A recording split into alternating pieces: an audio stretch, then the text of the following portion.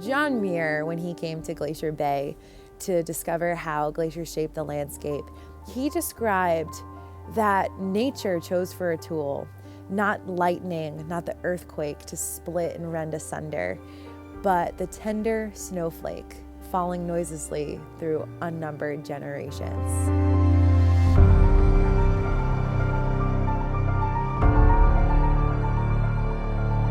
Glacier Bay is so important to me because it's life.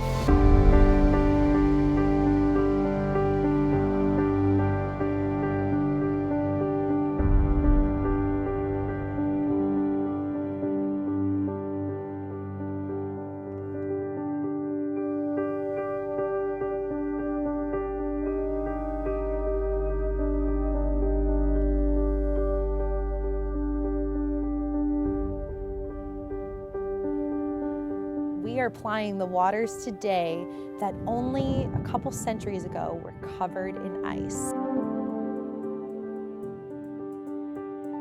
After the 1600s and from the late 1700s and on, it was the fastest glacial retreat that man has ever witnessed.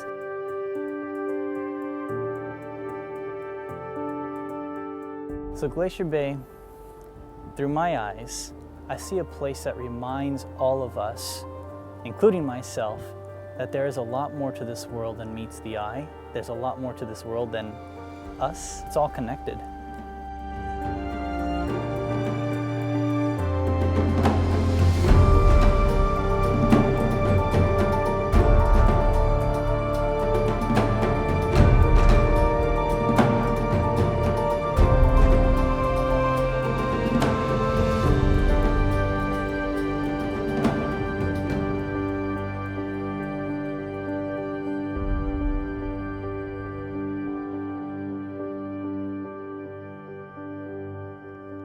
For me, the snow-capped mountains, the glaciers moving forward, the icebergs, the wildlife, it all comes together as being, this is nature.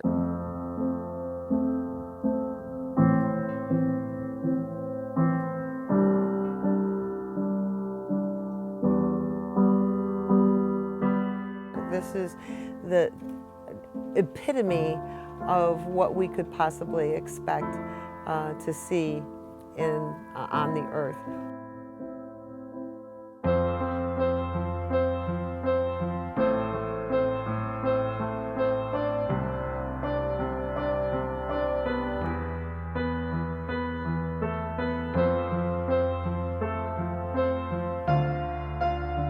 Glacier Bay National Park is one of those special places that you cannot pass up. Why is it so special?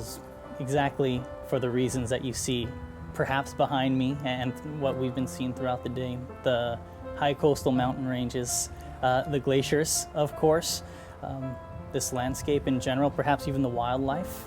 And it seems like all those things put Glacier Bay and us in perspective, how small we are in this very large park and this world.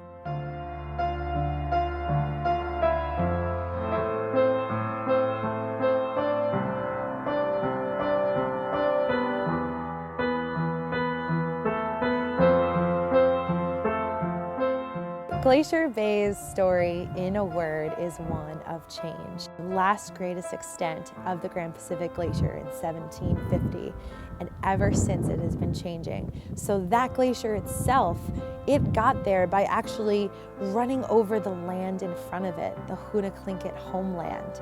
And so it actually pushed those people out as it surged forward and then began to retreat. And ever since, people like Vancouver and John Muir have come here and have actually helped us document that retreat and that change.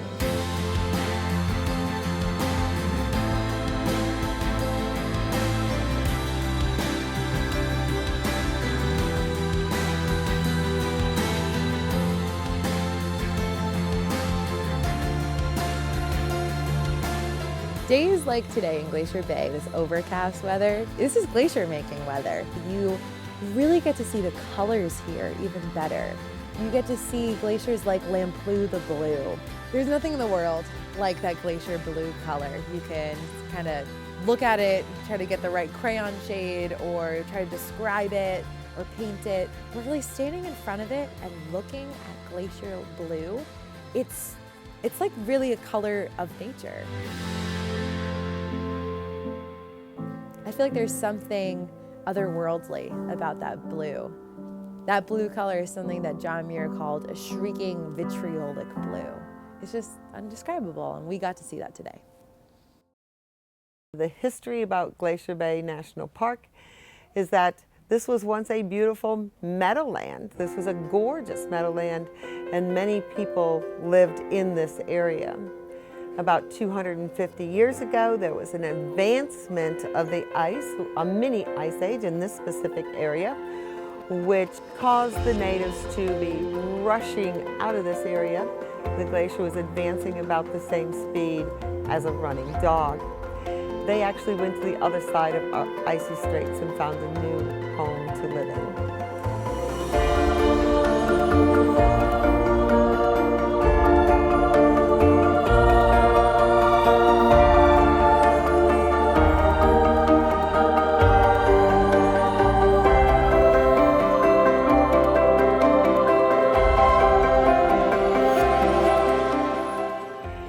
Then it started to recede. The mini ice age was over with.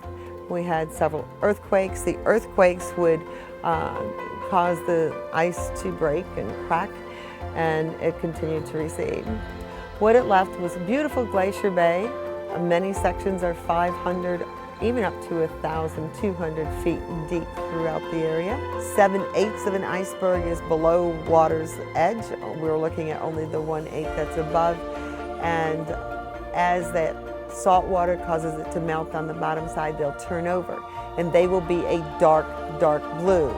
What's exposed to the air is white.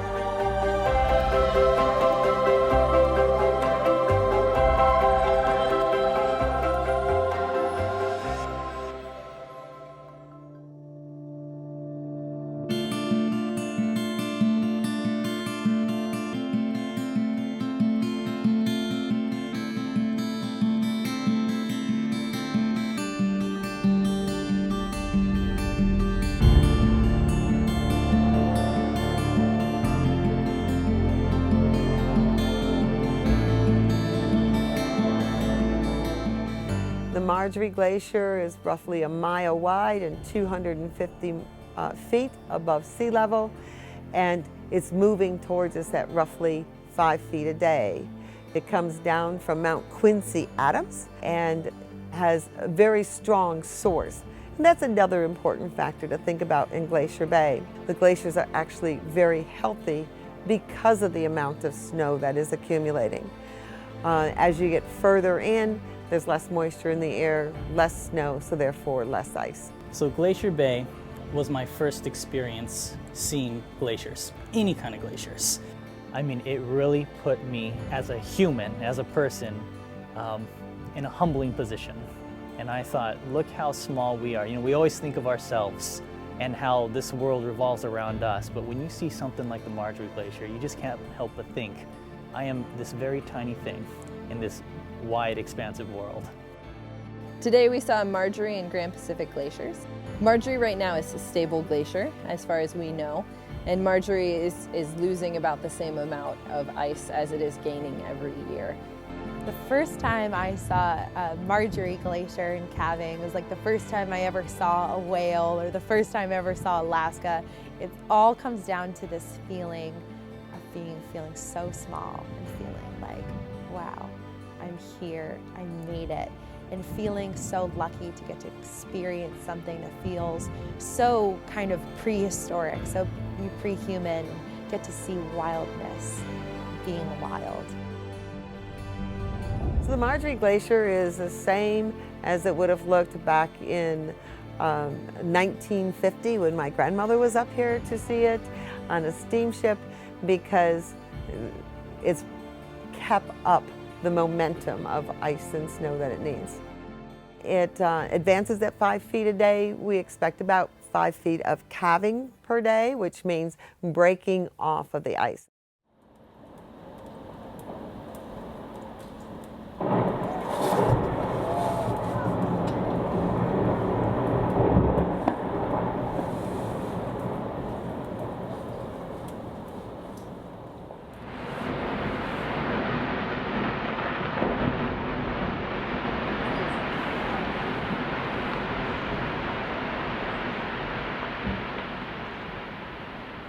sometimes it's pretty quiet.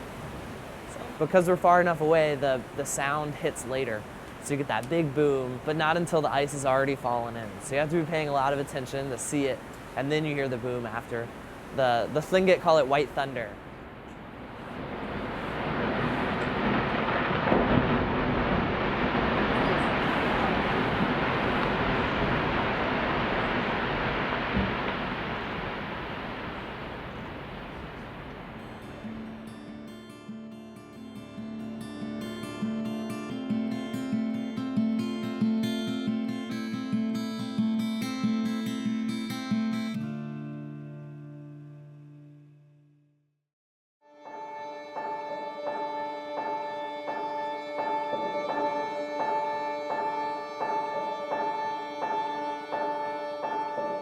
Every day is so different. And so getting to be out there with visitors and watch them see calving ice from Margerie, or watch them peer through binoculars and look for sea otters and sea lions, and watch them understand this place and how much it's changed in the story here, that is really fun and special and helps me feel like someone who's just seeing it for the first time.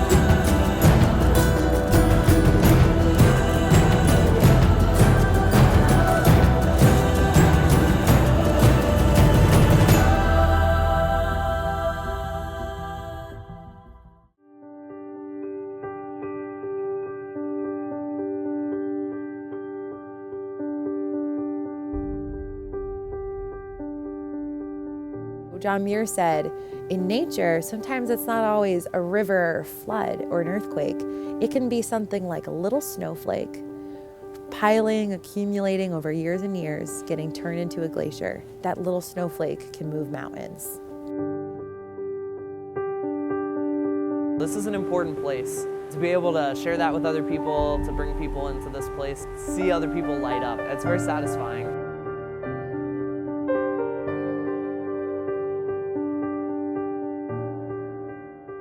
When I can look out into Glacier Bay and see a lot of places, then I know that people haven't been able to hike to or haven't even been able to get to. It's really kind of exciting to know that there are still places in the world that you can explore. These pristine and intact ecosystems and wildernesses that provide us an opportunity to see this planet as it was, intact, without too much impact from us or from others. And when you see the glaciers and the wildlife here, We're all part of the same world and we're all in it together. And we need to take care of each other. That's how I see Glacier Bay. Our daily routines, we get wrapped up in so many other things that we think are important.